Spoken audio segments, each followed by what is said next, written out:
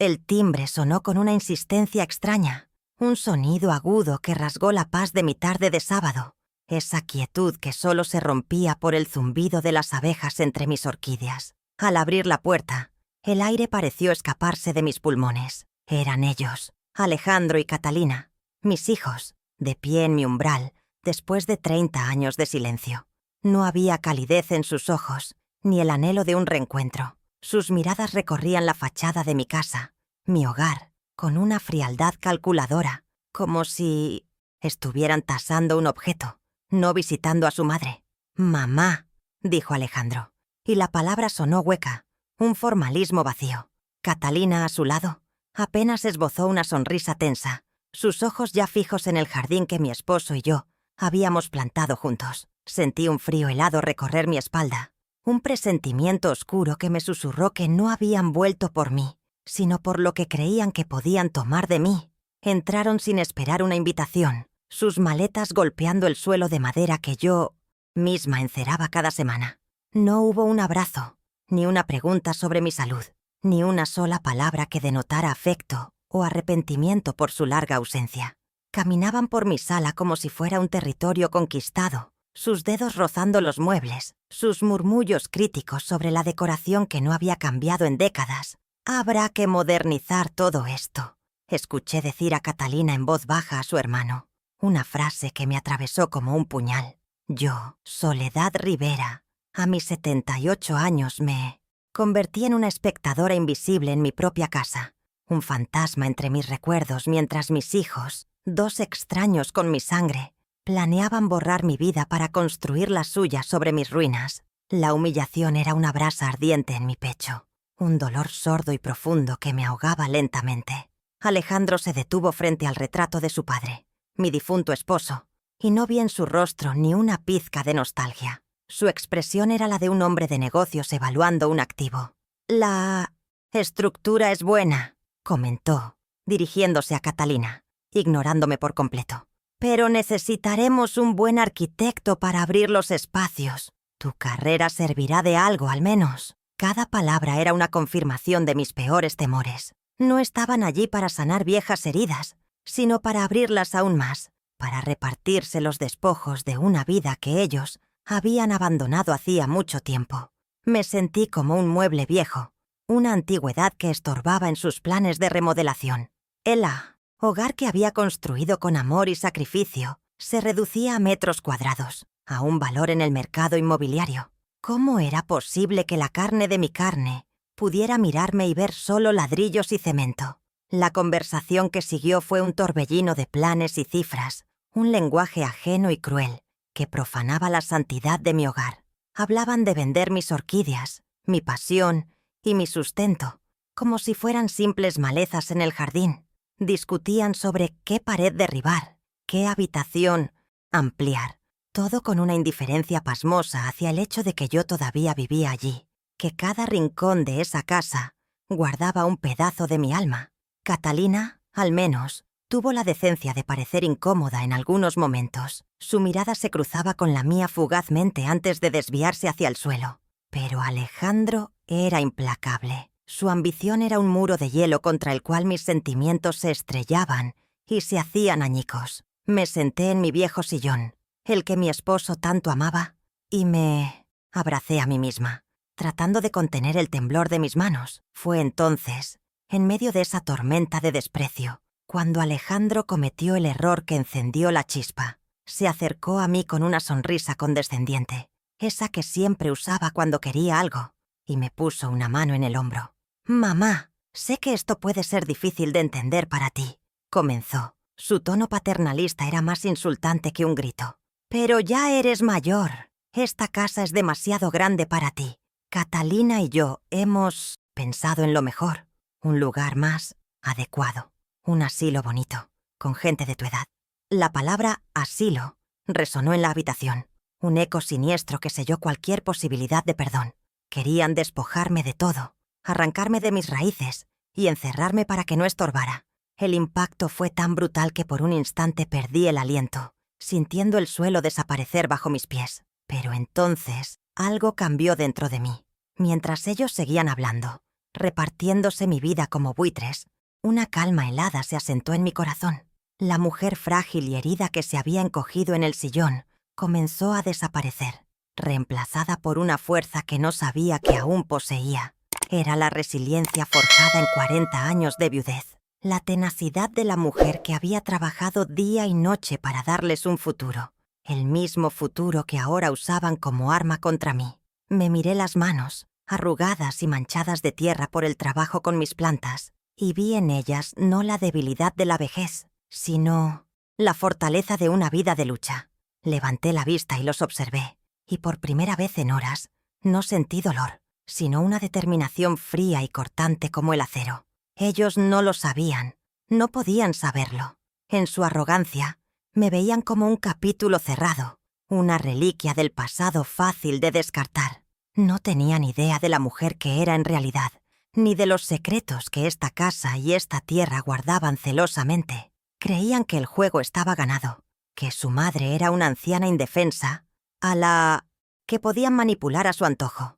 Pero mi esposo, antes de morir, me había conocido mejor que nadie. Él sabía que el mundo podía ser cruel y había tomado medidas para protegerme, para proteger nuestro legado.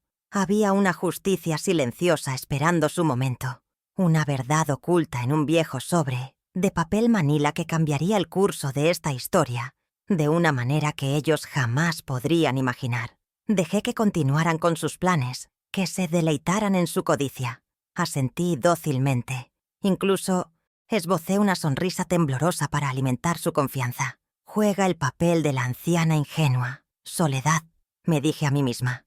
Deja que revelen toda su mezquindad, porque cada palabra que pronunciaban, cada plan que trazaban, no era más que tierra que cavaban para su propia tumba. Yo tenía una promesa que cumplir, un testamento que honrar, y ellos, mis queridos hijos, estaban a punto de aprender una lección que sus títulos universitarios y su vida en la capital nunca les habían enseñado, que el amor de una madre no es una propiedad que se hereda, sino un tesoro que, una vez abandonado, no se puede reclamar a la fuerza. El tablero estaba dispuesto, y aunque ellos no lo supieran, yo estaba a punto de hacer mi primer movimiento. Mi nombre es Soledad Rivera, y tengo 78 años. La gente del barrio me llama Doña Sol, y supongo que el apodo me queda bien, porque al igual que el sol, he aprendido a salir cada mañana, sin importar la oscuridad de la noche anterior. Soy viuda desde 1996, hace más de 40 años, un tiempo tan largo que a veces los recuerdos de la risa de mi esposo, Antonio, se sienten como el eco de otra vida. Vivo sola en esta casa, la misma que construimos juntos con más sueños que dinero, ladrillo a ladrillo, en las afueras de la ciudad.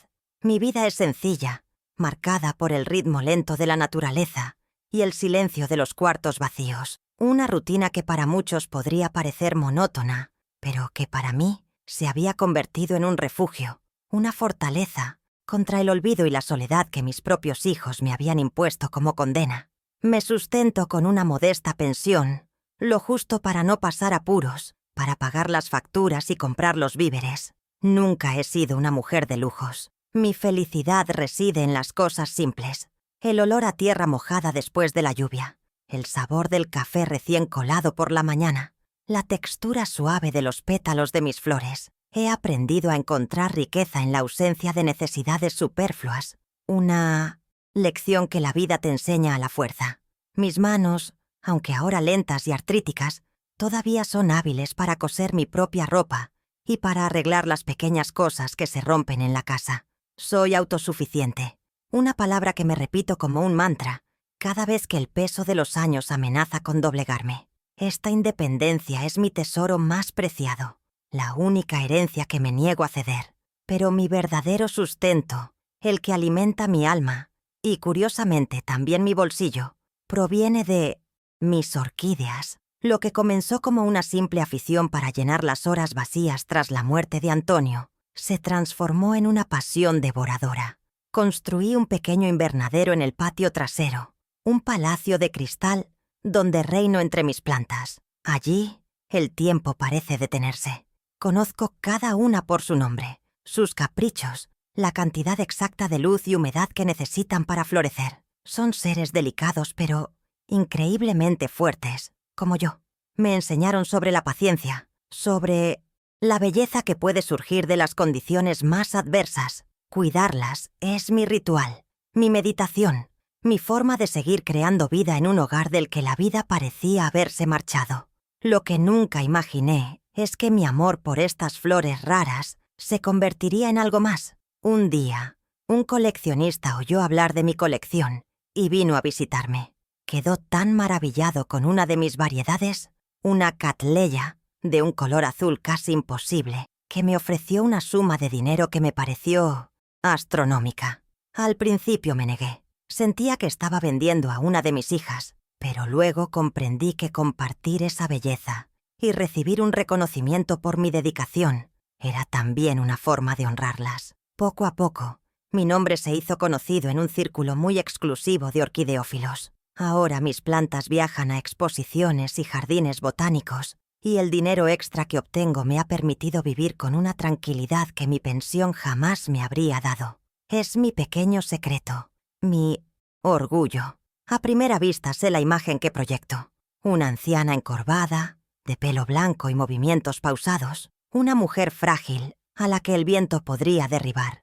Y es cierto que mi cuerpo siente el peso de casi 8 décadas. Pero quienes me conocen bien, como el joven abogado Mateo o mi vecina Carmen, saben que debajo de esta piel arrugada hay una resiliencia de hierro. He enfrentado la pérdida, el abandono y la pobreza. Y aquí sigo, de pie y con la cabeza en alto. Mi esposo siempre decía que yo tenía la fuerza silenciosa de un roble, que mis raíces eran profundas y que ninguna tormenta podría arrancarme de mi tierra. Esa fortaleza no ha desaparecido, simplemente ha estado dormida, esperando el momento adecuado para despertar. Y mis hijos, en su ciega arrogancia, acaban de provocar el trueno que la ha despertado. Mi rutina es mi ancla. Me levanto con el sol, antes de que el mundo se llene de ruido. El primer café lo tomo en el porche, escuchando el despertar de los pájaros. Luego, mis horas transcurren en el invernadero, podando hojas secas, preparando abonos naturales, hablando con mis flores. Es un trabajo meticuloso que requiere una concentración absoluta y que me mantiene la mente ágil y las manos ocupadas. Por la tarde, me dedico a la casa, a mantenerla limpia y ordenada, no como una obligación, sino como un acto de amor hacia el hombre que la construyó para mí. Cada objeto, cada fotografía en la pared, es un hilo que me conecta con mi pasado, con la mujer que fui y con el amor que me sostuvo. Este hogar no es solo una estructura, es el archivo de mi existencia. Es por eso que la idea de abandonarlo es como si me pidieran que me arrancara el corazón. Aquí di a luz a mis hijos, en la habitación del fondo. En esta cocina lloré la muerte de mi esposo, apoyada en la misma mesa donde ahora ellos planean mi exilio. Cada grieta en la pared cuenta una historia. Cada baldosa gastada conoce el peso de mis pasos a lo largo de los años. Es un santuario de memorias, y ellos lo ven como un simple inmueble. ¿Cómo pueden ser tan ciegos? ¿Acaso el dinero les ha carcomido el alma hasta el punto de no reconocer el valor de lo intangible? Proteger esta casa es proteger mi identidad, es defender el último bastión de la historia de amor de sus padres, una historia que ellos parecen ansiosos por demoler y vender al mejor postor. No negaré que la soledad ha sido mi compañera más constante. Durante 30 años, cada cumpleaños, cada Navidad, cada fecha importante ha sido un recordatorio punzante de su ausencia. Al principio les escribía cartas que nunca tuvieron respuesta. Hacía llamadas a números que siempre estaban fuera de servicio o que simplemente nunca contestaban. Con el tiempo dejé de intentarlo y el dolor se transformó en una cicatriz, una que a veces, en las noches más largas, todavía duele. Esta vulnerabilidad, este anhelo incumplido de afecto filial, es la herida que ellos creen poder explotar. Piensan que mi corazón está tan hambriento de su presencia que aceptaré cualquier migaja, incluso si esa migaja es la traición de ser despojada de mi propio hogar. Pero se equivocan. Lo que no ven es que la misma soledad que me hizo vulnerable también me hizo increíblemente fuerte. Aprendí a cambiar una bombilla, a reparar una tubería, a negociar con los proveedores del mercado, a gestionar mi pequeño negocio de orquídeas. Aprendí a ser mi propia carpintera, mi propia enfermera, mi propia consejera. La ausencia de un hombro en el que apoyarme me obligó a fortalecer mi propia columna vertebral. No soy una mujer que se rinde. Sobreviví a la pena de perder al amor de mi vida. Sobreviví a la pobreza que vino después. Y sobreviví al dolor de ser olvidada por mis hijos. Lo que ellos ven como fragilidad es, en realidad, una armadura forjada en el fuego de la adversidad. Una armadura que están a punto de probar. Así que aquí estoy, Soledad Rivera. No soy la pobre víctima que ellos creen tener acorralada. Soy una madre, a la que le han roto el corazón, sí. Pero también soy una mujer que ha aprendido a transformar el dolor en abono para hacer florecer las cosas más hermosas. Ellos subestiman el poder que reside en el silencio, en la paciencia, en el conocimiento profundo de la tierra que pisas. Creen que han venido a reclamar una herencia, pero lo único que encontrarán será el eco de su propia codicia. Yo no busco venganza, solo quiero justicia. La justicia silenciosa que mi esposo y yo sembramos en esta tierra hace tantos años, y ahora, con una calma que me sorprende hasta a mí misma, estoy lista para verla florecer, para que sus espinas les enseñen el respeto que nunca aprendieron. ¿Y tú? ¿Qué habrías hecho en mi lugar? ¿Habrías aceptado el asilo para no causar problemas? ¿O lucharías por tu hogar y tu dignidad? Cuéntamelo en los comentarios. Me gustaría mucho leer tu opinión. Tengo 2 hijos, aunque a veces me cuesta creer que salieron de mi vientre. Alejandro, el mayor, debe tener ya 58 años. Catalina, la pequeña, 55. Sé sus edades por el calendario, no porque las celebremos juntos. No sé si están casados, si son felices, si la vida los ha tratado con dureza o con bondad. Tampoco conozco a mis nietos. A veces, en las noches de insomnio, me pregunto cómo serán sus rostros, si alguno habrá heredado los ojos de su abuelo o mi terquedad. Me duele admitir esta ignorancia. Es una herida abierta que supuraba en silencio durante años. Son fantasmas en mi vida, siluetas que se desvanecieron en la distancia hace 3 décadas y que ahora regresan materializados por la más cruda de las motivaciones humanas, la codicia. Su reaparición no es un milagro, es un presagio. La confirmación de que para ellos solo soy un trámite pendiente. Alejandro es, sin duda, el motor de esta invasión. Siempre fue el más ambicioso, el más frío. De niño ya mostraba una inclinación por el cálculo, por medir el valor de las cosas, no por su belleza o su significado, sino por su utilidad. El éxito en la capital no hizo más que afilar esos rasgos, convirtiéndolo en un hombre para quien los lazos de sangre son solo otra variable en una ecuación financiera. Me mira con la impaciencia de un inversor frente a una propiedad que no genera beneficios. No ve a su madre, ve un obstáculo, una ocupante precaria en un inmueble con potencial de desarrollo. Su materialismo es tan profundo que ha borrado cualquier atisbo de humanidad en su trato conmigo. Cree que todo tiene un precio y está convencido de que mi dignidad es barata. Catalina es su sombra, su cómplice. Siempre fue la más influenciable, deseosa de la aprobación de su hermano mayor. En sus ojos, a veces, creo ver un destello de la niña que fue, un atisbo de culpa que se asoma y se esconde rápidamente.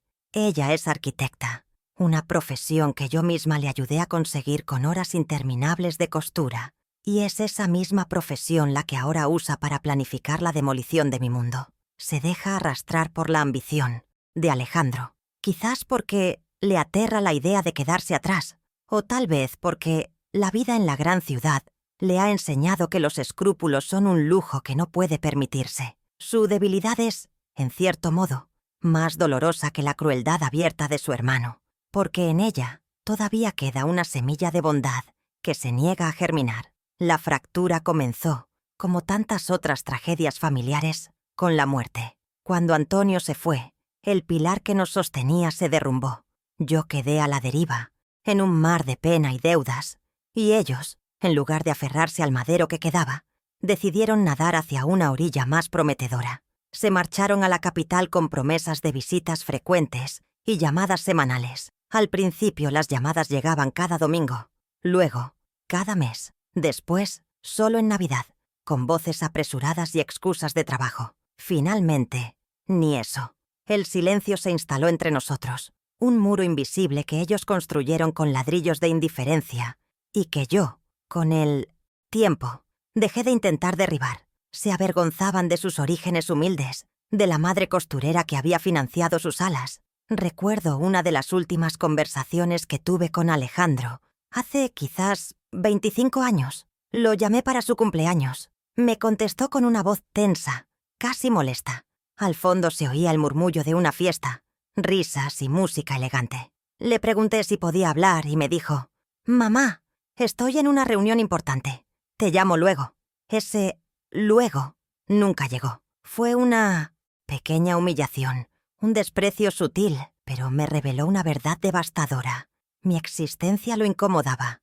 Era una nota discordante en la sinfonía de su nueva vida. Colgué el teléfono y sentí como si una puerta se hubiera cerrado para siempre. Comprendí que mis hijos no solo se habían mudado de ciudad, se habían mudado de vida, y en esa nueva vida no había una habitación para mí, ni siquiera un pequeño rincón en el recibidor. La motivación de Alejandro, lo sé ahora, va más allá de la simple avaricia. Por las frases sueltas que he captado, por la urgencia en sus gestos, intuyo que tiene problemas. Quizás una mala inversión, deudas que lo acosan.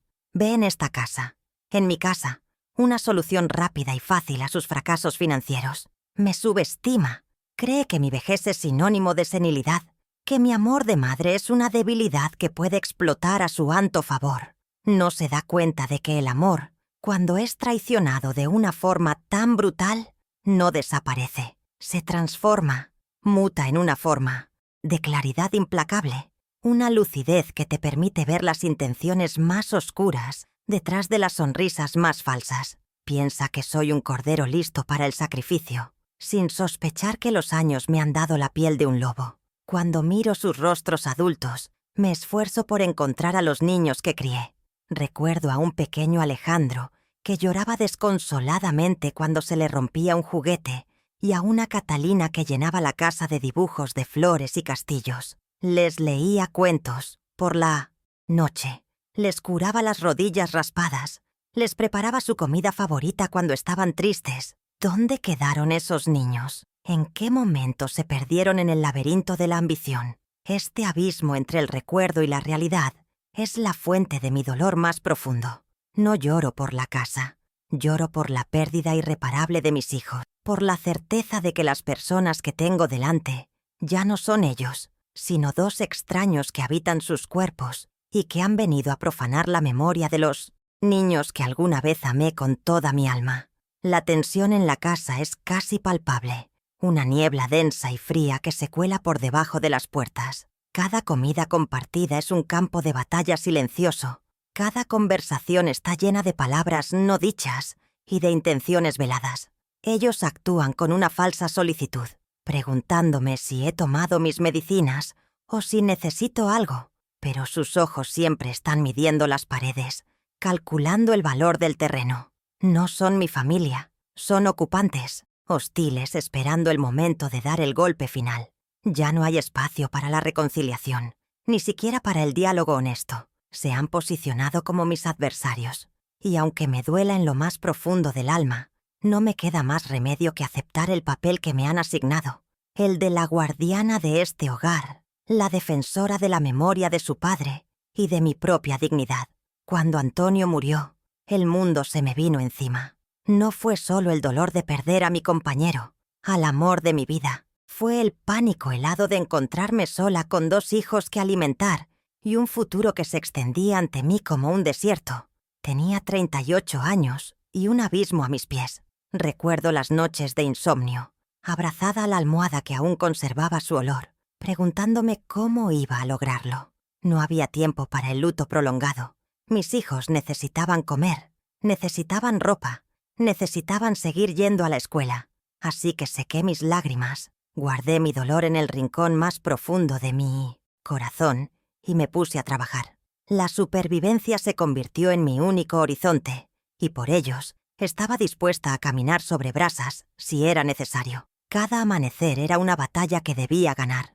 Mi vieja máquina de coser se convirtió en mi aliada y mi verdugo. Trabajaba como costurera para las señoras más pudientes del pueblo, arreglando sus vestidos de fiesta, cosiendo cortinas de seda, remendando prendas que costaban más de lo que yo ganaba en un mes. Mis días y mis noches se fundían en un zumbido constante, el sonido de la aguja perforando la tela.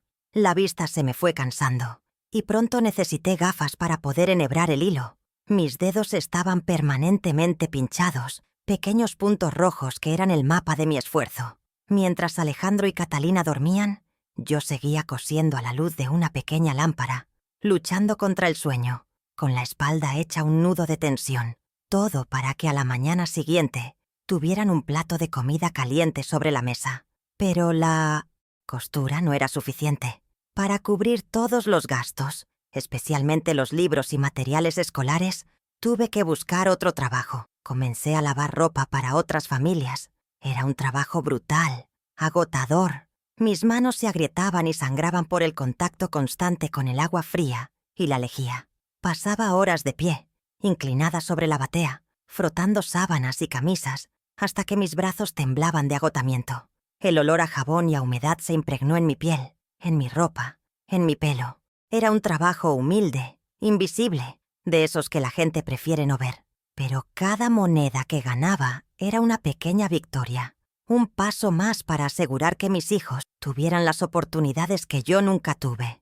Mi orgullo quedaba en un segundo plano frente a sus necesidades. En medio de esa vorágine de trabajo y responsabilidades, mi propia vida quedó en suspenso. Hubo hombres buenos que se me acercaron, viudos o solteros que veían en mí a una mujer honesta y trabajadora. Pero rechacé cualquier posibilidad de rehacer mi vida amorosa.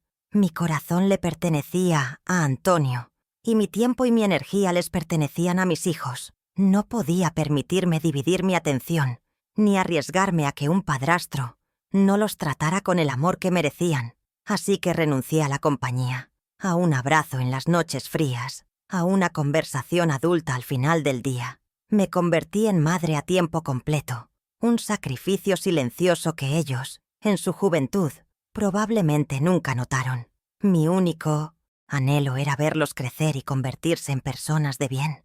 Recuerdo vívidamente el día que Alejandro ingresó en la universidad para estudiar administración. La matrícula era carísima y la lista de libros parecía interminable. No tenía dinero suficiente. Esa noche, después de que todos se durmieron, abrí mi viejo joyero y saqué la única alhaja de valor que poseía, una medalla de oro que Antonio me había regalado en nuestro primer aniversario. A la mañana siguiente, la vendí sin dudarlo. El dinero apenas fue suficiente. Cuando le entregué a Alejandro los libros nuevos, sus ojos brillaron de emoción. Me dio un abrazo y me dijo: «Gracias, mamá. Te juro que te lo pagaré todo algún día». Esa promesa, como tantas otras, se la llevó el viento. Pero en ese momento, su felicidad era mi única recompensa, y me sentí la mujer más rica del mundo. Con Catalina no fue diferente. Cuando decidió que quería ser arquitecta, supe que sería un camino costoso. Necesitaba materiales de dibujo, reglas especiales, un tablero de arquitecto que costaba una fortuna. Para poder comprárselo, tomé una decisión drástica. Durante 6 meses, dejé de comprar carne para mí. Mi dieta se basó en arroz, frijoles y las verduras que cultivaba en el huerto. Adelgacé hasta los huesos, pero logré reunir el dinero. El día que le di el tablero, lo montamos juntos en su habitación. Verla dibujar sus primeros planos sobre aquella superficie lisa y blanca, con una sonrisa que iluminaba toda la casa, hizo que cada día de hambre valiera la pena. Yo comía sus sueños. Me alimentaba de la esperanza de que su futuro fuera tan brillante como el que ella dibujaba en esos papeles. Mi gran obsesión era su educación. Yo apenas había terminado la primaria y siempre sentí que la falta de estudios me había cerrado muchas puertas. Estaba convencida de que un diploma universitario era un escudo, un pasaporte a una vida sin las penurias que yo había conocido. Quería que tuvieran profesiones respetables, que sus mentes fueran su principal herramienta, no sus manos. Por eso ningún sacrificio me parecía demasiado grande. Cada prenda que cosía, cada sábana que lavaba, Era un ladrillo más en el edificio de su futuro. Creía ciegamente que al darles estudios, les estaba dando alas para volar alto, tan alto que pudieran dejar atrás el pequeño pueblo y sus limitaciones. Jamás imaginé que volarían tan lejos que se olvidarían del nido. El contraste era a veces doloroso. Mientras yo remendaba mis propios vestidos por enésima vez, ellos estrenaban ropa para ir a la universidad.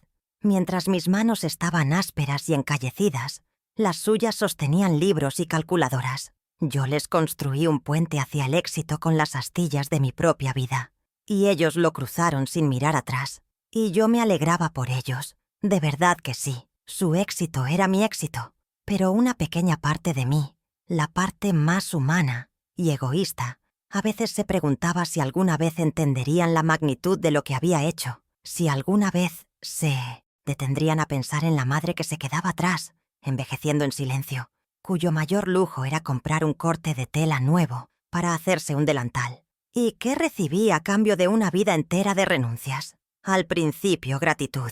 Luego, costumbre. Más tarde, distancia. Y finalmente, el más absoluto de los olvidos. 30 años sin una llamada en mi cumpleaños, sin una visita en Navidad, sin una carta para saber si estaba viva o muerta. Mi inversión en su futuro me había dejado en la bancarrota emocional. Les di todo lo que tenía, todo lo que era, y ellos lo tomaron y se marcharon, como si fuera su derecho de nacimiento, sin ninguna obligación de retorno. Ahora vuelven, no para devolver algo de lo que les di, sino para llevarse lo único que me queda. Es la ironía más cruel que la vida podría haberme escrito. Así que cuando me miran con esa suficiencia, cuando hablan de enviarme a un asilo como si me hicieran un favor, una rabia sorda y antigua hierve bajo mi piel. No ven a la mujer que se deslomó por ellos, solo ven a una anciana que ocupa un espacio valioso. Han olvidado el olor a lejía en mis manos, el zumbido de mi máquina de coser en la madrugada, el sabor de los platos que yo dejaba de comer para que ellos repitieran. Han borrado la memoria de mis sacrificios porque es un espejo incómodo que refleja su propia ingratitud. Pero yo no lo he olvidado. Cada herida, cada callo, cada noche de insomnio es parte de mi historia y es la fuente de la fuerza que ahora usaré para defender mi dignidad. Mis hijos, en su frenesí por calcular el valor de cada metro cuadrado de mi casa, ignoran el verdadero tesoro que se esconde entre estas paredes. No es un tesoro de oro ni de joyas, sino algo mucho más valioso: la previsión de un hombre bueno. Mi Antonio no solo era un soñador que plantaba flores conmigo, también era un hombre con los pies en la tierra. Él había visto la ambición crecer en los ojos de Alejandro desde que era un muchacho, y aunque nunca quiso admitirlo en voz alta, una parte de él temía que el amor al dinero pudiera, algún día, pesar más que el amor a su madre. Por eso, años antes de que la enfermedad se lo llevara, tomó una precaución, un último acto de amor y protección, diseñado para defenderme incluso desde la tumba. Un secreto que ha dormido durante décadas, esperando el momento exacto para despertar. Recuerdo la tarde en que fuimos a ver a su amigo, el notario don Eladio. Antonio llevaba un sobre de papel manila en sus manos y una expresión de solemne determinación en el rostro. Dentro de ese sobre estaba el documento que él llamaba nuestro seguro de dignidad, un testamento en vida. Lo redactó pensando en el futuro, en mi futuro. Soledad, me dijo mientras yo firmaba con mano temblorosa. Espero que nunca necesites usar esto. Ruego a Dios que nuestros hijos sean siempre nuestro orgullo y nuestro amparo. Pero el amor no debe hacernos ciegos. Esto es para protegerte, para asegurar que esta casa, nuestro hogar, sea siempre tu refugio y no una simple mercancía. Sus palabras en ese momento me parecieron las de un hombre excesivamente cauto. Hoy resuenan en mi mente como una profecía cumplida. El corazón de ese documento reside en una cláusula muy específica, escrita con una claridad legal que no admite interpretaciones. Estipula que Alejandro y Catalina heredarán la propiedad solo si cumplen con una condición ineludible: haberme proporcionado amparo y cuidado comprobados durante mi vejez. Don Eladio nos explicó que la palabra comprobados era clave. que no se trataba de gestos vacíos, sino de un apoyo demostrable y constante. Antonio insistió en esa palabra. Quería que la ley estuviera de mi lado, que la gratitud no fuera una opción, sino un requisito. Al leerla ahora, me maravillo de su sabiduría. Él previó la negligencia, el abandono. Sembró una semilla de justicia en un campo legal, una semilla que ahora, regada por la codicia de mis hijos, está a punto de germinar. Y en caso de que esa condición no se cumpliera, el testamento era igualmente claro y contundente. Si se demostraba el abandono, el derecho de mis hijos a la herencia quedaría automáticamente anulado. La propiedad, en su totalidad, pasaría a manos de una institución que Antonio y yo siempre habíamos admirado, el pequeño orfanato del pueblo, hogar de los pequeños girasoles. Siempre tuvimos un lugar especial en nuestro corazón para esos niños sin familia, y donábamos una parte de nuestras modestas ganancias cada año. Para Antonio, era la forma más pura de justicia poética. Si sus propios hijos me negaban un hogar en su corazón, nuestro hogar físico serviría para dar cobijo a niños que anhelaban una familia. El legado no se perdería en manos egoístas, sino que se transformaría en esperanza para otros. Además, hay otro factor que mis hijos, en su torpeza, no han considerado.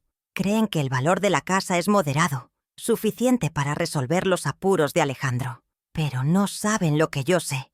Hace unos meses, empecé a oír rumores en el mercado, conversaciones en voz baja sobre un nuevo plan de desarrollo urbano. Al parecer, una gran avenida comercial pasará justo por esta zona, y los terrenos se han revalorizado de forma exponencial y silenciosa. Entendí entonces la repentina aparición de mis hijos. Alguien en la capital debió enterarse y les avisó. Su visita no es solo por la casa que recuerdan, es por el premio gordo en el que se ha convertido. Esto hace que su desprecio sea aún más nauseabundo, porque su ambición es mucho más grande y desesperada de lo que yo había imaginado en un principio. Ese viejo sobre de papel manila, amarillento por el tiempo, descansa en el fondo de un baúl de madera junto con las cartas de amor de Antonio y el primer par de zapatos de mis hijos. Durante 40 años ha sido solo un recuerdo, un pedazo de papel que simbolizaba el amor protector de mi esposo.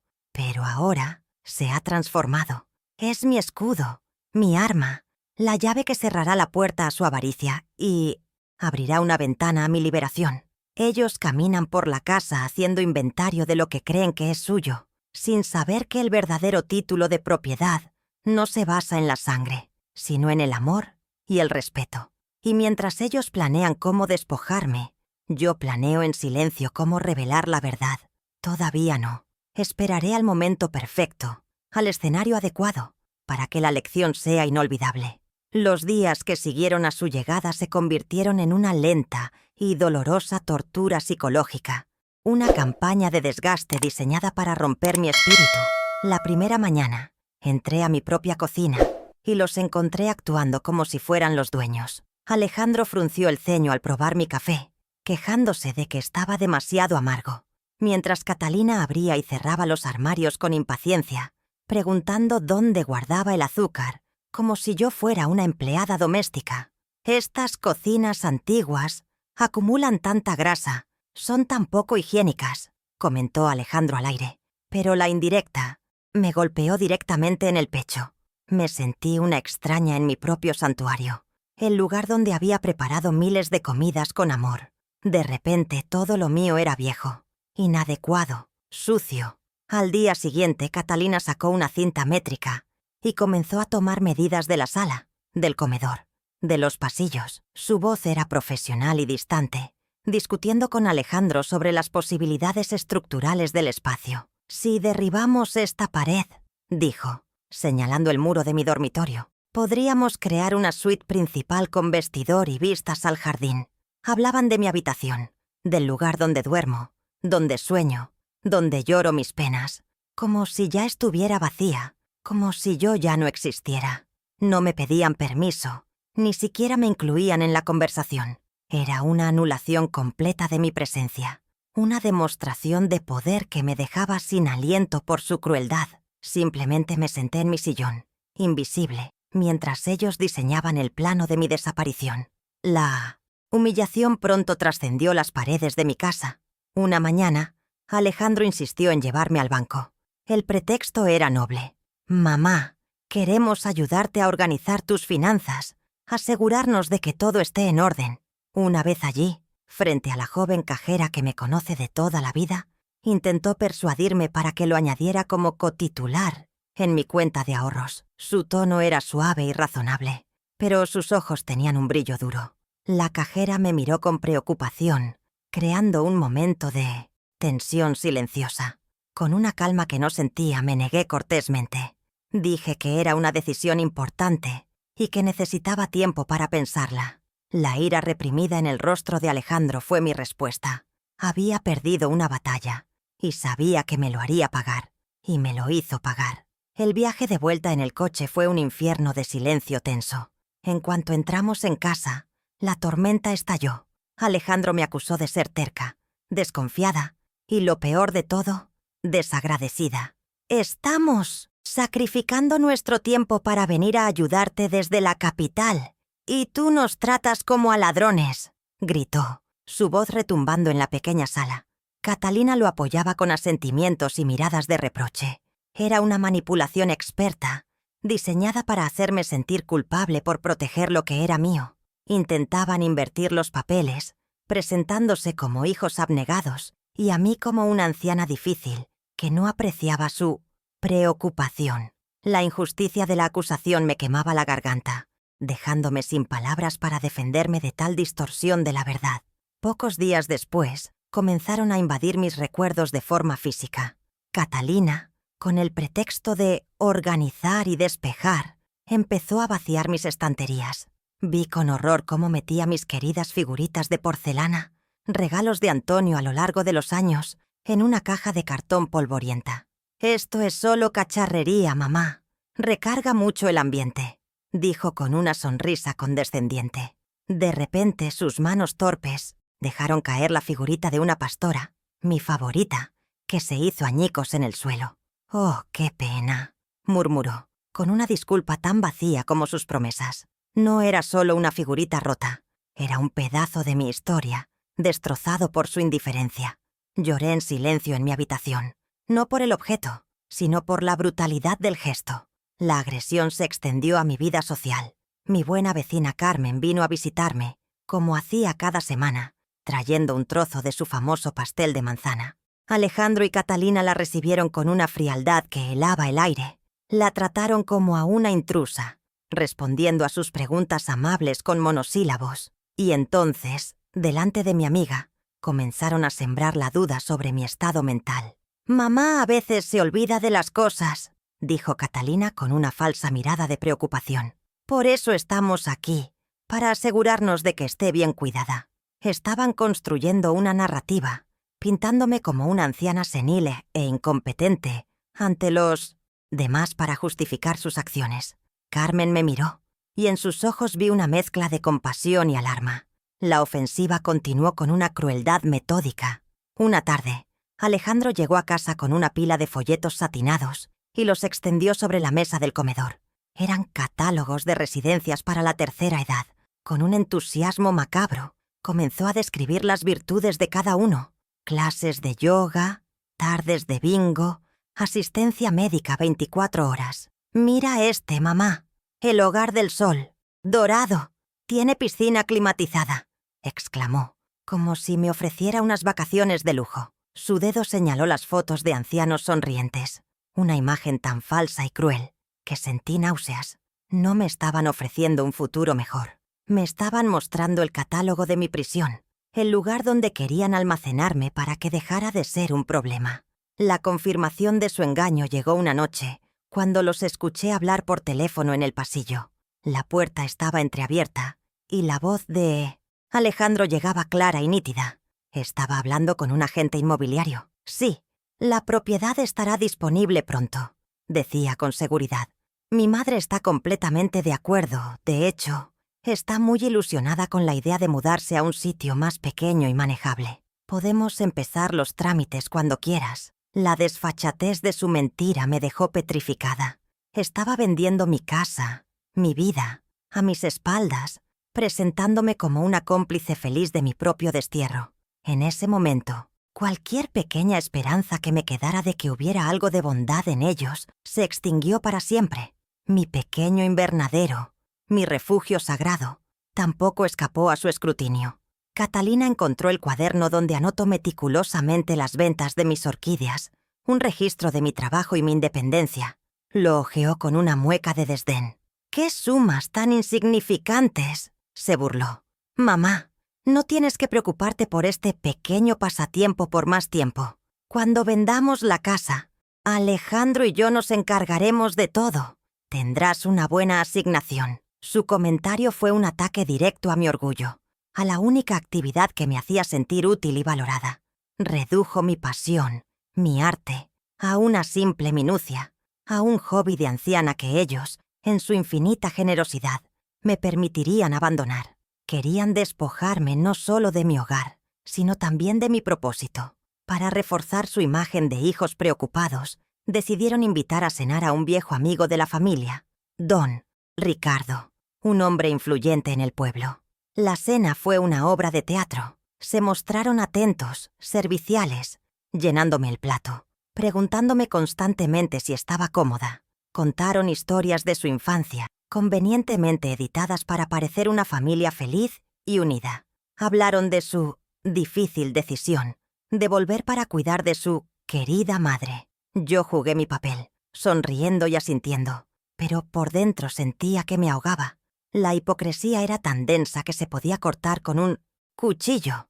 Don Ricardo parecía convencido, y yo me sentí completamente atrapada en la red de sus mentiras. A medida que mi resistencia pasiva continuaba, la paciencia de Alejandro se agotó, y las amenazas veladas se convirtieron en advertencias explícitas. Una noche, después de que me negara a discutir de nuevo el tema de la venta, me acorraló en el pasillo. Su voz era baja y amenazante. «Mamá, no nos obligues a tomar otro camino», siseó.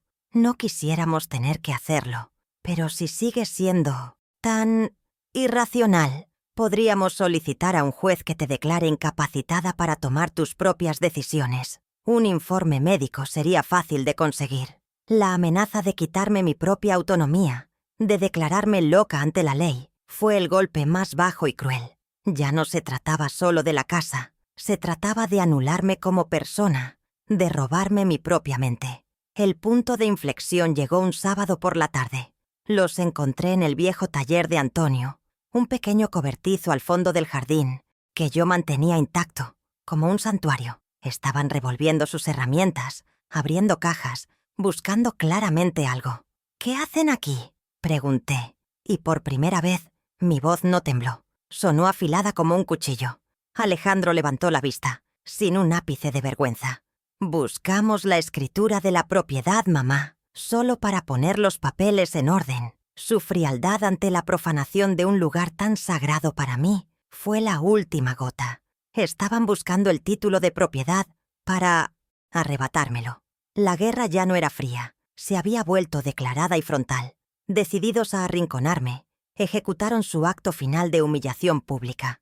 Me llevaron a cenar al restaurante más elegante del centro, con el pretexto de celebrar en familia. En medio de la comida, rodeados de otras mesas, Alejandro levantó su copa de vino con una sonrisa triunfante y dijo en voz alta, para que todos lo oyeran: «Bueno, entonces está decidido. Mamá ha estado de acuerdo en que vender la casa es la mejor opción para todos. Un brindis por los nuevos comienzos y por el futuro».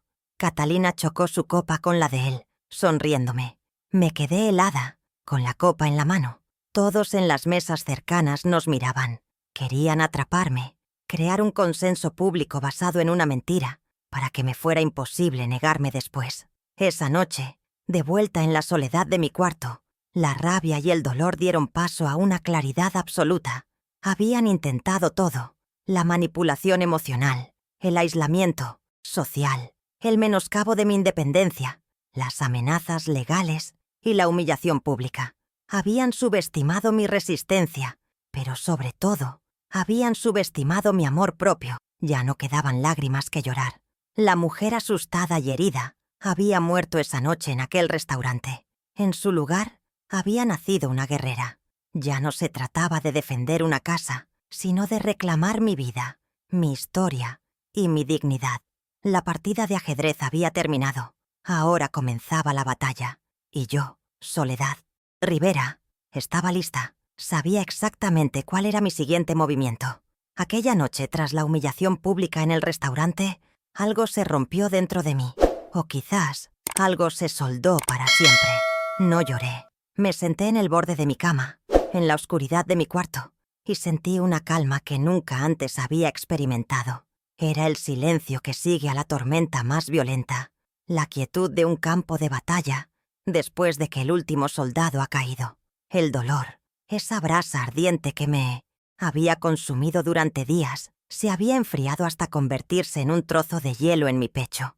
En ese momento dejé de verlos como a mis hijos. El vínculo sagrado, estirado hasta lo indecible, finalmente se partió. Eran simplemente Alejandro y Catalina, dos adversarios que habían declarado la guerra a mi dignidad.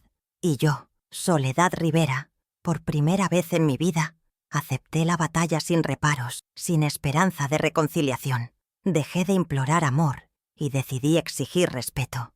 Me levanté y caminé, descalza hasta la sala, donde colgaba el retrato de Antonio. La luna que entraba por la ventana iluminaba su rostro sonriente. Apoyé mi mano sobre el frío cristal y le hablé en un susurro, no con la voz de una viuda desconsolada, sino con la de una socia a punto de cerrar un trato. Lo intenté, mi amor, le dije. Intenté perdonar, intenté comprender, pero han cruzado una línea de la que no hay retorno. No te preocupes, no buscaré venganza. Eso nos haría como ellos. Buscaré justicia. La justicia que tú mismo sembraste para mí. Voy a defender nuestro hogar, nuestra memoria y mi derecho a vivir mis últimos años en paz. Fue una promesa solemne, un juramento sellado en la quietud de la noche. Sentí como si su fuerza me atravesara, dándome el coraje para lo que venía. A la mañana siguiente mi comportamiento cambió radicalmente. La mujer resistente y silenciosamente desafiante desapareció. En su lugar, emergió la persona que ellos querían ver. Una anciana frágil, confundida y, sobre todo, derrotada. Cuando Alejandro volvió a mencionar el asilo, Sol Dorado, asentí con la cabeza y dije con voz temblorosa: «Quizás tengas razón, hijo. Ya estoy muy cansada para todo esto». Vi un destello de triunfo en sus ojos, una mirada de alivio que confirmaba que su estrategia había funcionado. Catalina incluso me acarició el brazo con una falsa ternura. Dejé que se creyeran victoriosos. Dejé que bajaran la guardia. Un buen general nunca ataca de frente cuando puede hacer que el enemigo caiga en su propia trampa. Y yo, ahora, era una generala defendiendo su último fuerte. El primer paso de mi plan requería un aliado. Esperé el momento oportuno. A media mañana, mientras Alejandro estaba encerrado en el comedor, enfrascado en una llamada con el agente inmobiliario, y Catalina revisaba unos planos, me excusé diciendo que iría al jardín a regar mis orquídeas. Pero, en lugar de ir al invernadero, salí por la puerta trasera, me puse mi viejo chal y caminé a paso rápido las 4 calles que me separaban del pequeño despacho del doctor Mateo. Mateo era hijo de mi mejor amiga de la infancia, un joven abogado íntegro y brillante, a quien yo había visto crecer. Confiaba en él no solo por su profesión, sino por la bondad que sabía que anidaba en su corazón. Era una apuesta, pero mi instinto me decía que era la correcta. Entré en su oficina, y antes de que pudiera ofrecerme un asiento, le dije que necesitaba su ayuda. Le conté toda la historia, desde el momento en que aparecieron en mi puerta hasta la amenaza de declararme incapacitada. Narré los hechos sin una lágrima, con una voz firme y precisa, como si estuviera exponiendo un caso que no fuera el mío. No me presenté como una madre desconsolada, sino como una ciudadana cuyos derechos estaban siendo vulnerados. Mateo me escuchó en silencio, su expresión pasando de la sorpresa a la indignación. Pude ver en sus ojos no lástima, sino un enfado creciente y un profundo respeto por mi entereza. Cuando terminé de hablar, se quedó un momento en silencio, asimilando la magnitud de la crueldad que le había descrito. Fue entonces cuando jugué mi carta maestra. «Y tengo algo más», le dije, inclinándome sobre su escritorio. «Algo que mi esposo preparó hace muchos años. Un documento legal, un testamento en vida que condiciona cualquier herencia, a mi cuidado y amparo. No le mostré el documento, solo le expliqué su contenido, la cláusula exacta y la consecuencia de su incumplimiento. Quería ver su reacción como abogado, medir el peso real de mi arma secreta. Los ojos de Mateo se abrieron de par en par. Una lenta sonrisa, la sonrisa de un estratega que acaba de encontrar la pieza clave de su defensa, se dibujó en su rostro. «Doña Soledad», dijo, y su voz estaba llena de una nueva energía. «Esto lo cambia todo. Esto no es solo un escudo, es una espada». Inmediatamente nos pusimos a trabajar. Mateo, con su mente legal aguda, trazó el plan de acción. «Lo primero es reunir pruebas», me explicó. «Necesitamos demostrar el abandono de 30 años y documentar su comportamiento actual. Cada amenaza, cada acto de manipulación. Conviértase en una observadora silenciosa. Anote todo». Me dio una pequeña grabadora de voz, del tamaño de un llavero, y me enseñó a usarla discretamente. «Grabe las conversaciones importantes, especialmente si vuelven a amenazarla con la incapacitación». De repente ya no estaba sola. Tenía un plan, un aliado, y las herramientas para luchar. La justicia silenciosa de Antonio había encontrado un director para su orquesta. Regresé a casa antes de que notaran mi ausencia. Entré por la puerta trasera y volví a mi papel. Era la misma Soledad que habían dejado hacía una hora, la anciana dócil y resignada, pero por dentro todo había cambiado. Ahora, cada palabra condescendiente que me dirigían, cada plan que discutían abiertamente frente a mí, ya no era una herida, sino una prueba. Cada gesto de desprecio se convertía en munición para mi causa.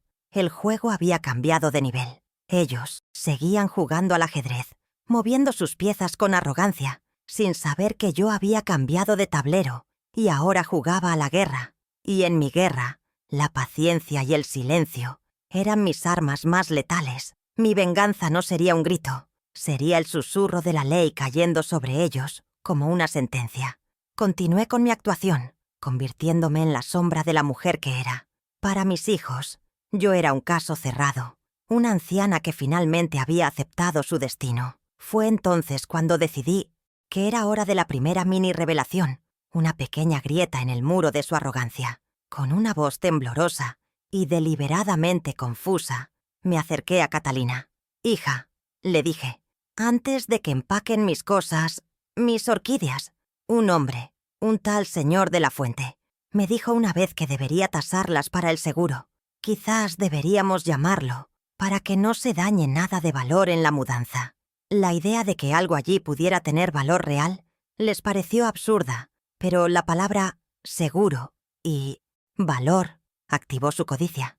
Vieron la tasación no como un cuidado hacia mis plantas, sino como un trámite para maximizar sus ganancias. Accedieron de inmediato, con sonrisas condescendientes. El señor de la Fuente, un reputado botánico que Mateo había contactado discretamente, llegó 2 días después. Era un hombre elegante y de pocas palabras, con unas manos de cirujano que examinaban cada pétalo, con una reverencia que desconcertó a mis hijos. Alejandro y Catalina lo observaban con impaciencia, esperando que terminara rápido con su entretenido pasatiempo para poder seguir con lo importante. Lo trataron con esa amabilidad superficial que se reserva para el personal de servicio, ofreciéndole un vaso de agua y preguntándole si tardaría mucho. No tenían ni idea de que estaban ante una de las máximas autoridades en botánica del país, un hombre cuyo veredicto podía cambiar el valor de una hectárea entera de tierra con una sola firma.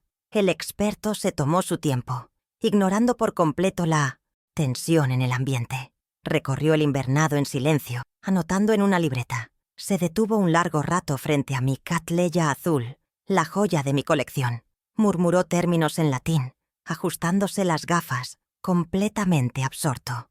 Mis hijos intercambiaban miradas de aburrimiento. Finalmente, el señor de la Fuente se volvió hacia nosotros. Primero me miró a mí, y en sus ojos vi un profundo y sincero respeto que me calentó el alma.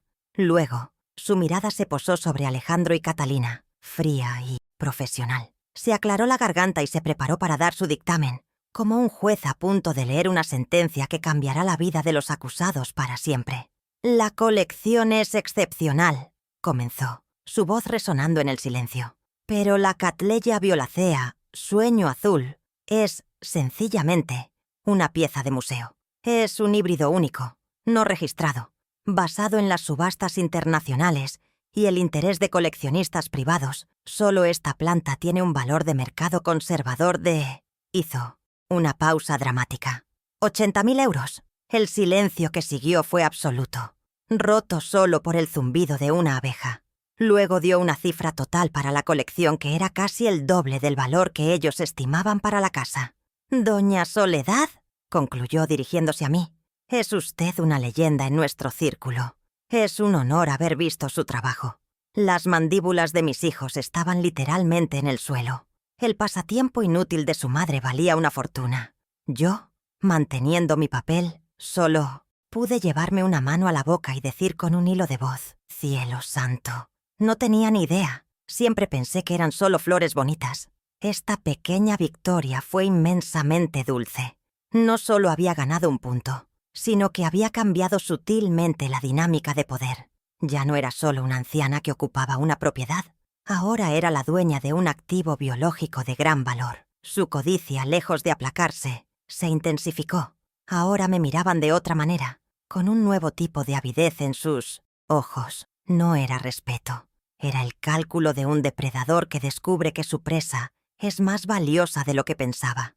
Esto solo serviría para que su caída fuera aún más estrepitosa.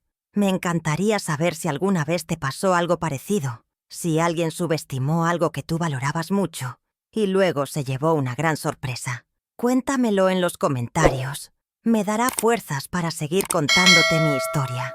La segunda mini revelación llegó una semana después. Envalentonado por el valor de las orquídeas y ansioso por tomar control de todo, Alejandro aceleró sus planes. Contrató a un notario de la capital, un hombre de aspecto escurridizo con un maletín de cuero caro, y lo trajo a casa para revisar la documentación y preparar los papeles de la transferencia. Estaba convencido de que su victoria era inminente. Para esta reunión, insistí, con mi nueva actitud de anciana cooperativa pero nerviosa, en que estuviera presente el joven Mateo, simplemente como un amigo de la familia, para que me tradujera las palabras difíciles. Alejandro, a regañadientes y con soberbia, aceptó la presencia del abogado de pueblo.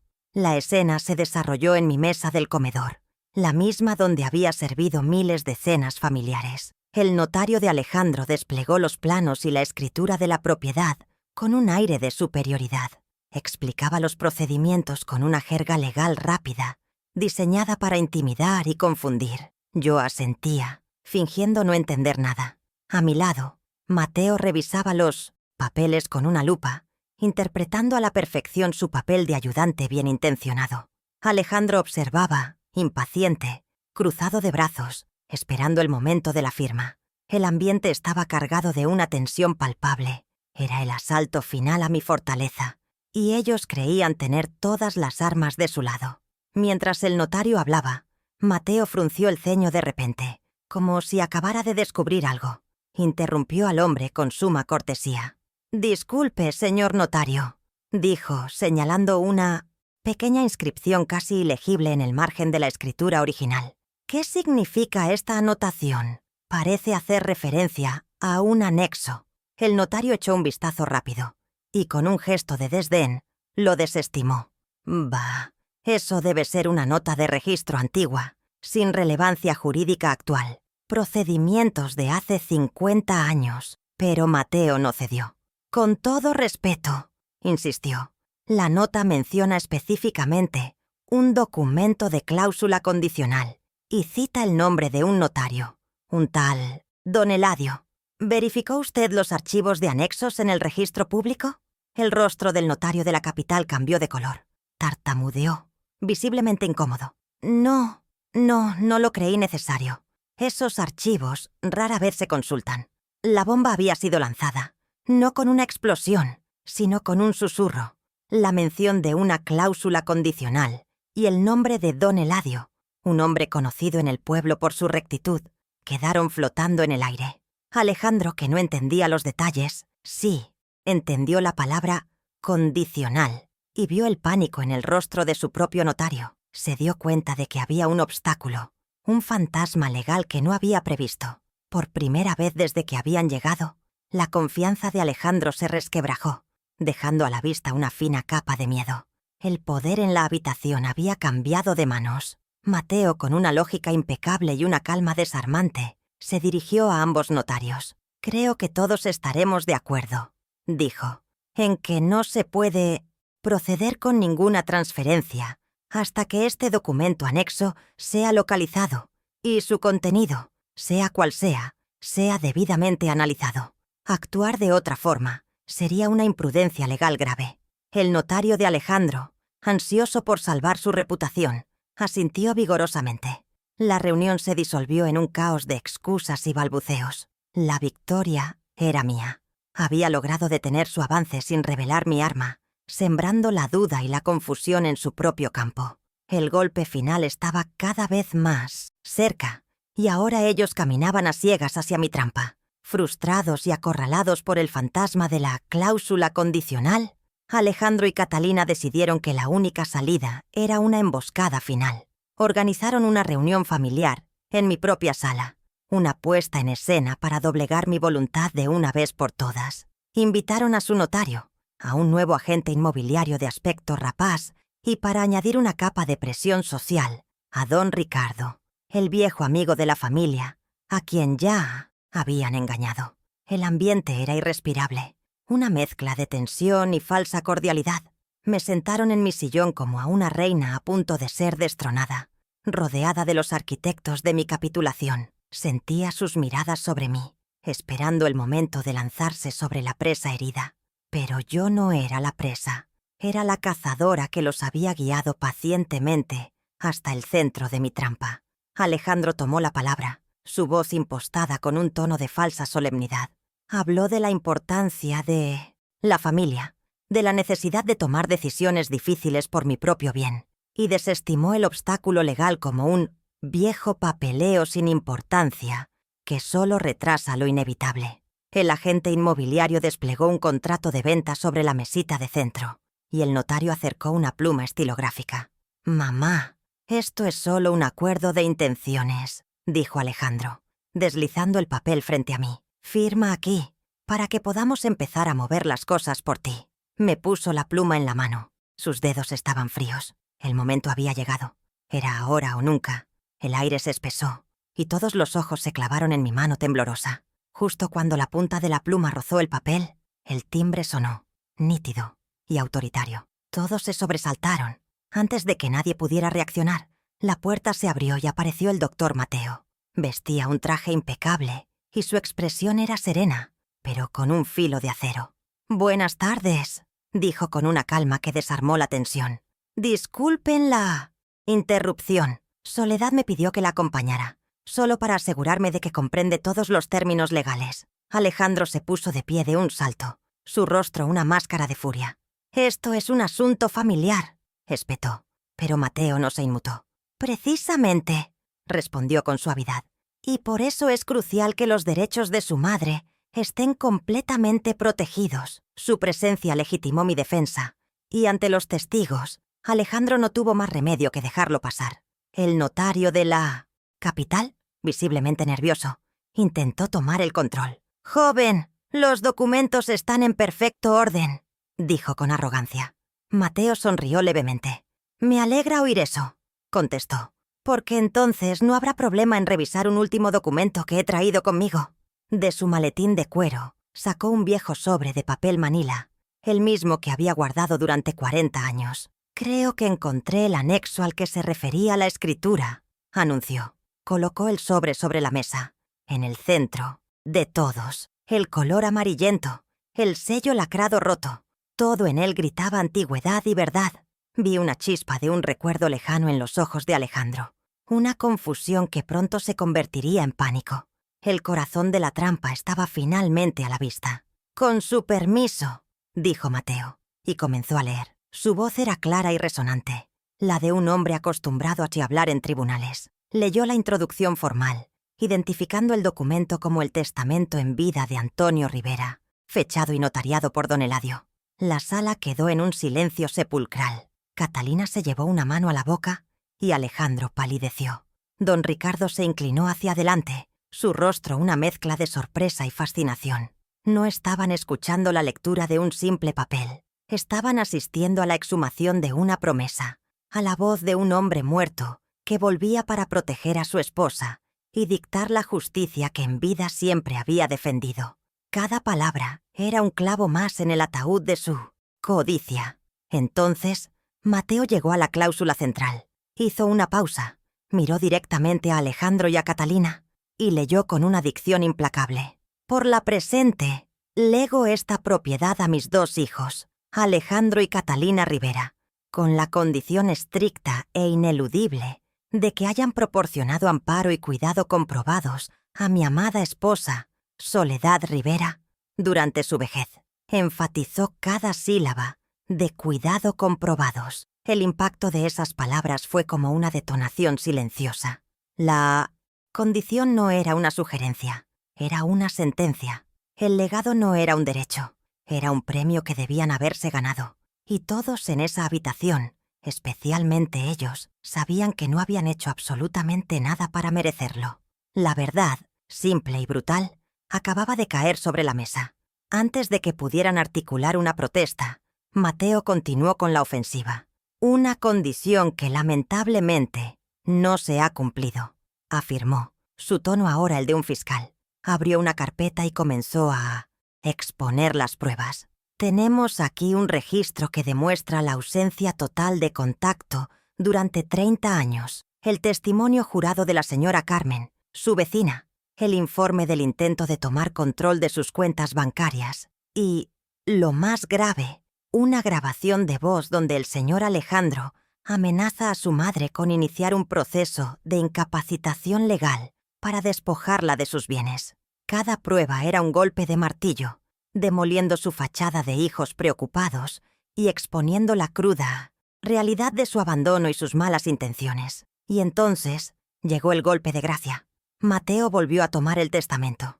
Como mi cliente preveía la posibilidad de este triste escenario, continuó, incluyó una cláusula final. Su voz no vaciló. En caso de incumplimiento total o parcial de la condición antes mencionada, el derecho a herencia de mis hijos quedará automáticamente revocado y la totalidad de la propiedad será transferida de forma inmediata e irrevocable a la institución benéfica, Local Hogar de los Pequeños Girasoles. Dejó el testamento sobre la mesa. El silencio era total. No había escapatoria, ni tecnicismos, ni escapatorias. El plan de Antonio era una fortaleza legal inexpugnable. Lo habían perdido todo. La implosión fue instantánea. El agente inmobiliario, blanco como el papel, recogió sus cosas balbuceando disculpas y salió casi corriendo, como si la casa estuviera en llamas. El notario de Alejandro se apresuró a declarar que desconocía por completo la situación, tratando de distanciarse del desastre. Pero la mirada más fulminante fue la de don Ricardo. Se levantó, miró a Alejandro y a Catalina con un desprecio absoluto y, sin decir una palabra, se dirigió hacia mí. Me tomó la mano, la besó y se marchó, cerrando la puerta tras de sí. Su juicio silencioso fue más devastador que cualquier grito. En cuestión de minutos, mis hijos habían perdido no solo una casa, sino su reputación, su honor y la última pizca de respeto que alguien pudiera tenerles. Y yo, durante todo este tiempo, permanecí en mi sillón. Cuando el último de los extraños se fue y solo quedamos nosotros 3 y Mateo, todos los ojos se volvieron hacia mí. Ya no era la viejecita asustada. Me erguí y mi mirada, clara y firme, se encontró con la de mis hijos. En sus rostros vi una mezcla de shock, humillación y, por primera vez, miedo. No les dije nada. No hacía falta. Mi silencio era mi victoria. Mi dignidad, intacta, era la respuesta a todas sus bajezas. El hogar que habían intentado robar se había convertido en el tribunal que los había condenado. Y yo, su madre, era el testigo silencioso de su justa y merecida caída. La justicia, después de todo, no siempre grita. A veces, simplemente, se sienta y espera. Cuando la puerta se cerró tras don Ricardo, el silencio que quedó en la sala era denso y pesado, como la tierra de una tumba. Alejandro y Catalina permanecieron de pie, inmóviles, como estatuas de sal. Sus rostros eran un lienzo de emociones, contradictorias, incredulidad, rabia impotente y una profunda y vergonzosa humillación. No hubo súplicas, ni disculpas, ni un solo intento de apelar a mi corazón de madre. Su codicia, expuesta y derrotada, se había agriado hasta convertirse en veneno. Vi a Catalina comenzar a llorar, pero sus lágrimas no eran de arrepentimiento. Lloraba por su pérdida, por el fracaso de su plan, por la imagen de sí misma que se había hecho añicos. Alejandro, por su parte, solo me dirigió una última mirada, una mirada fría y vacía que lo decía todo. Para él, yo ya no era su madre, era la persona que se había interpuesto en su camino. Su partida fue tan miserable como su llegada había sido arrogante. Subieron a sus habitaciones y empacaron sus maletas con una prisa febril, sin decir una palabra. El único sonido era el de las cremalleras cerrándose con violencia y los objetos siendo arrojados sin cuidado dentro del equipaje. Bajaron las escaleras sin mirarme, arrastrando las maletas que, al llegar, habían golpeado el suelo con tanta suficiencia. Atravesaron la puerta que habían cruzado 30 años atrás para irse por primera vez, y esta vez yo sabía que era para siempre. Los observé desde la ventana mientras metían las maletas en su coche de lujo, un símbolo irónico de la riqueza material que tanto valoraban y que ahora contrastaba con su absoluta bancarrota moral. No sentí alegría ni triunfo, solo una inmensa y liberadora tristeza por los hijos que alguna vez tuve y que ya no existían. Las consecuencias para ellos fueron, según supe después por Mateo, devastadoras y rápidas. Alejandro, quien al parecer había invertido fuertemente contando con la venta de la casa para saldar deudas, se enfrentó a la ruina financiera. Su castillo de naipes, construido sobre la arrogancia y el desprecio, se derrumbó estrepitosamente.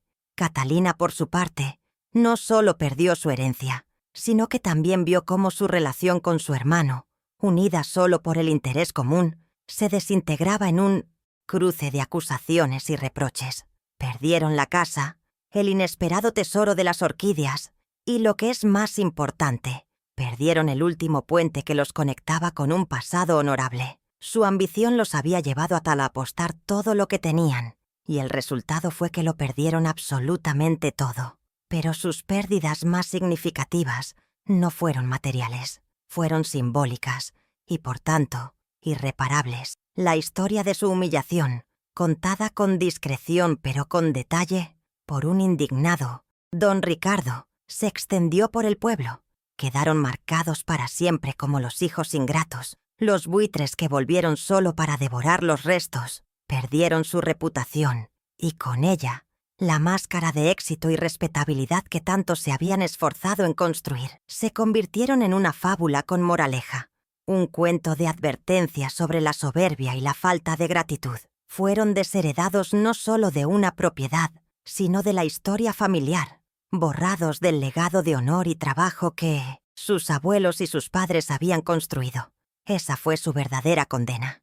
Tras su partida, la casa pareció respirar aliviada. El aire opresivo se disipó y una paz profunda y sanadora se instaló en cada rincón.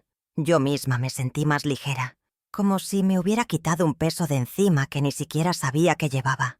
La victoria no fue sobre ellos, sino para mí. Fue la reafirmación de mi derecho a existir, a ser respetada, a vivir mis últimos años según mis propias reglas. La vieja herida del abandono seguía ahí, como una cicatriz que siempre formaría parte de mí, pero ya no dolía, ya no supuraba. Se había convertido en un recordatorio de mi propia fuerza.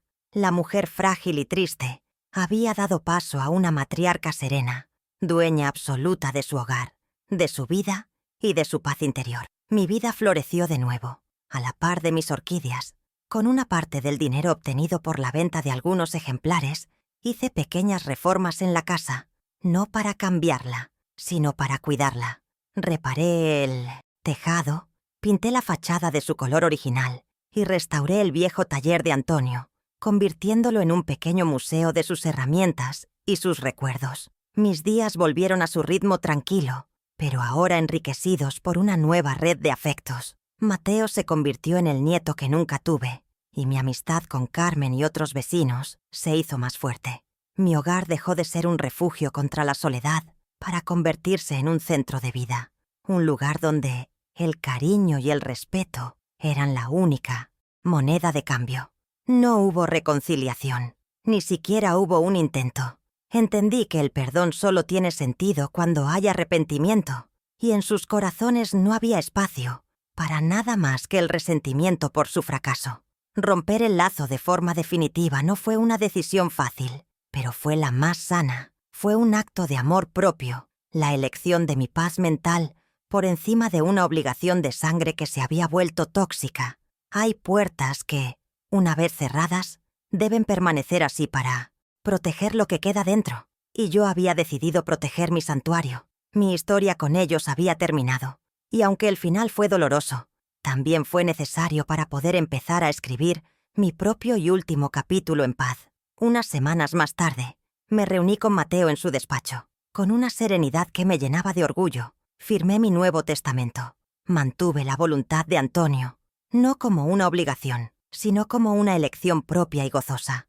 Todo mi patrimonio, la casa que defendí, con uñas y dientes, y mi valiosa colección de orquídeas, sería legado íntegramente al hogar de los pequeños girasoles. Mi legado no sería de ladrillos y dinero para dos personas que no lo merecían, sino de esperanza y oportunidades para docenas de niños que lo necesitaban.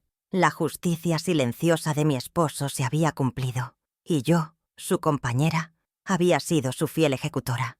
Mi vida, al final, no sería recordada por el abandono que sufrí, sino por el amor que decidí dar. Al final, he llegado a comprender que el verdadero legado familiar no se encuentra en los testamentos ni en las escrituras de propiedad.